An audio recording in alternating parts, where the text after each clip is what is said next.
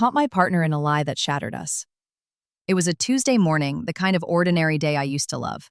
I just poured 2 mugs of coffee, his with a splash of oat milk, mine black, when I noticed his phone buzzing on the counter. A name flashed on the screen, Jessica HR.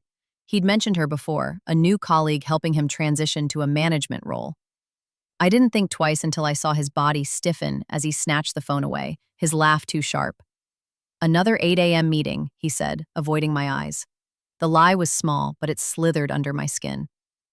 Over the next month, the red flags piled up like dirty dishes.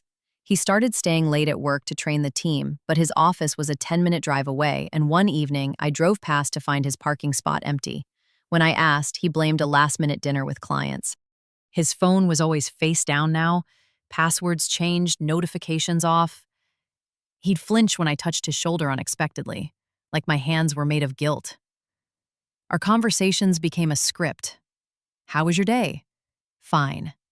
"Did you remember to pay the electric bill?" "Yeah." The distance between us in bed grew colder, even as I tried to close it. "I'm just stressed about the promotion," he'd say, rolling away. I wanted to believe him. Then came the receipts. Last week, I found a crumpled parking stub in his jacket pocket. A downtown garage dated the night he'd supposedly been at a team-building retreat. My hands shook as I Googled the address. It was across from a boutique hotel. Yesterday, I broke my own rule. While he showered, I typed his phone password, our anniversary date, because he'd never bothered to change it. My stomach dropped as I opened his messages. 4 months of exchanges with Jessica HR. Flirty banter about inside jokes I wasn't part of. Plans to meet at coffee shops, bars, that hotel. Photos I couldn't unsee. Her in his shirt, him shirtless. Time-stamped 2 days after my birthday. A message from him that morning. "I can't keep doing this to her, but I can't lose you either." The shower stopped.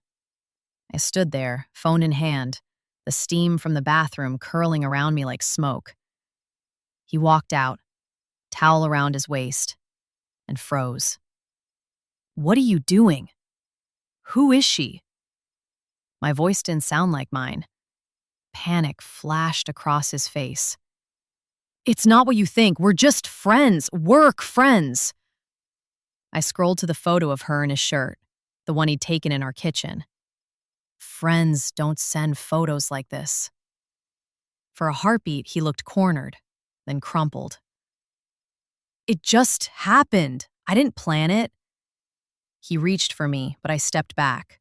"I'll end it. I'll quit my job. Please, we can fix this." The man who'd written our vows, who'd held me through panic attacks and infertility hell, was now a stranger, bargaining for forgiveness I didn't have. I left, packed a suitcase while he cried on the bed, his apologies dissolving into static.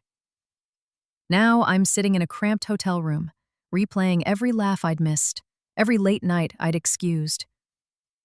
Was our entire marriage a performance? Did he ever love me, or was I just the placeholder until someone better came along?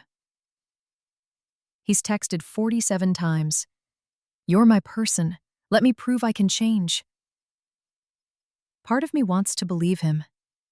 The other part knows that even if he cuts her off, I'll always wonder who else? What else? The worst part? I still love him. And I hate myself for it. TLDR. Found out my husband's 4-month emotional and physical affair with a coworker. Now I'm alone in a hotel, torn between wanting our life back and fearing I'll never trust him again.